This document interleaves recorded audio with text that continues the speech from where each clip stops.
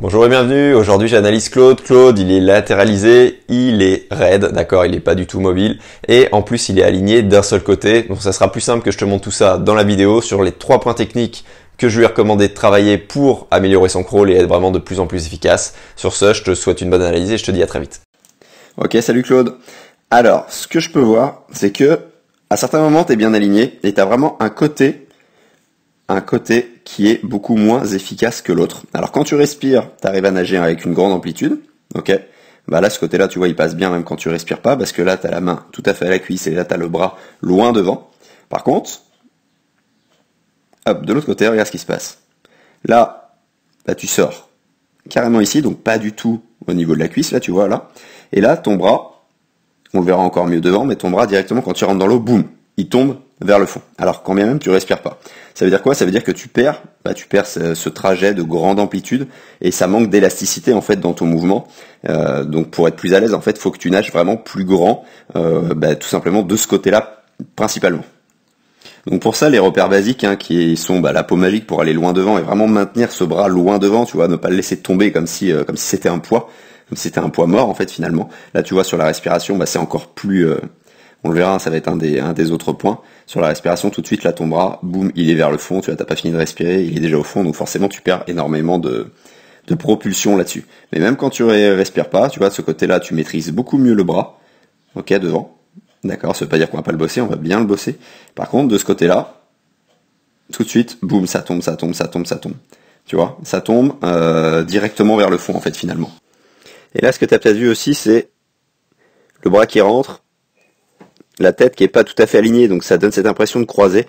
Donc ça va être un des deuxièmes points, d'ailleurs, au niveau de la tête, au niveau du projectile. Mais tu vas voir que le bras va se remettre de lui-même directement, tu vois, s'il est un petit peu là vers le centre. Mais l'avantage de réussir à faire ça, c'est que en fait, t'as pas peur de tourner sur la tranche, d'accord? Ça, t'es pas en auto-rotation à l'inverse où on a le bras ici, et là ça t'empêche clairement d'aller sur le côté, en fait, de te mettre sur la tranche pour baisser les freins et prendre tes appuis plus loin devant. Donc là-dessus, te prends pas la tête pour l'instant là-dessus, ça va se refaire automatiquement tout seul, exactement comme il faut avec les repères sensoriels, c'est tout l'avantage. Tu vas reconstruire en fait ton GPS, tout simplement l'avant, l'arrière, exactement où tu es. Je sais que ça paraît peut-être un peu dingue dit comme ça, mais c'est exactement ça en fait. On reconstruit tout.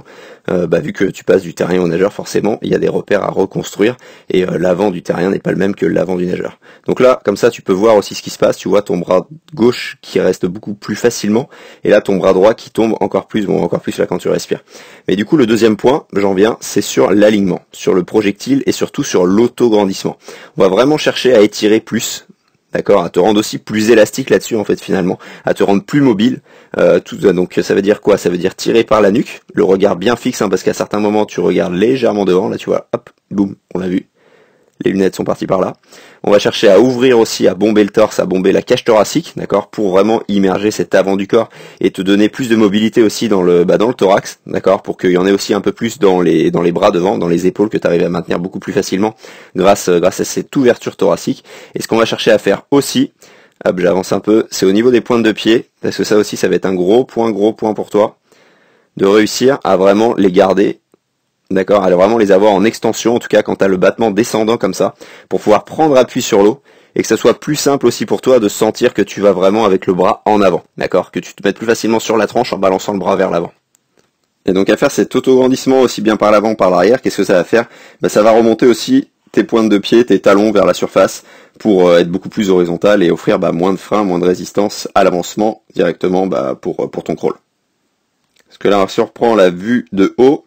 Regarde, tu vois là, comme je le disais au stage, t'as le haut du dos qui sort, alors que le reste, là c'est un tout petit peu sous l'eau, là c'est encore un peu plus sous l'eau, et là ta tête t'arrive à l'aligner sous la surface de l'eau. Donc l'idée ça va vraiment être de baisser là, d'ouvrir cette cage pour que ça remonte, de tendre les pointes de pied pour que ça aussi ça remonte et d'étirer un peu plus devant et pour fixer la tête aussi, parce que c'est ça en fait, l'étirement au niveau de la nuque, les tensions musculaires vont t'aider à fixer la tête, en plus de fixer vraiment bien ton regard tout simplement sur un point fixe. D'accord, qui bouge pas, et comme ça t'aide à garder cette tête, on va dire, dans l'alignement, d'accord, à rester indéformable dans la tête.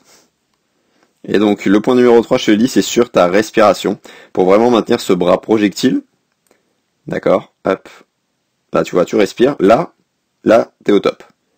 Ok, t'es projectile, t'as le bras devant, ça veut dire que les freins, hop, ils passent ici, T'es sur la tranche, donc t'as encore moins de frein que quand t'es à plat, d'accord, quand t'es vraiment les épaules parallèles à la surface de l'eau. Donc là-dessus, ça c'est très bien. En plus, on voit bien que là, tu finis de pousser au niveau de ta cuisse. Alors bien sûr, on pourrait le faire mieux, plus orienté jusqu'au bout, mais en tout cas, là, t'es vraiment dans le truc que je veux. Et par contre, tu vois, hop, là, qu'est-ce qui se passe? T'es pas réaligné. Hop, là, t'es à peu près réaligné, voilà. Et là, ton bras, où il est? Il est là.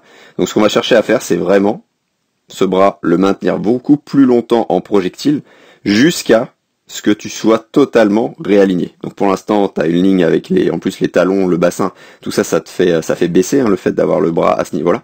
Donc, le fait d'avoir le bras un peu plus là par rapport au travers, bah, ça fait que aussi, tout de suite, au niveau de la respiration, tu vas garder ta vitesse plus rapidement, plus longtemps, parce que tu vas garder tes pieds plus longtemps en surface, tes talons plus longtemps en surface. Ok, plus on a les bras au niveau des cuisses, bah, plus forcément derrière ça va tomber.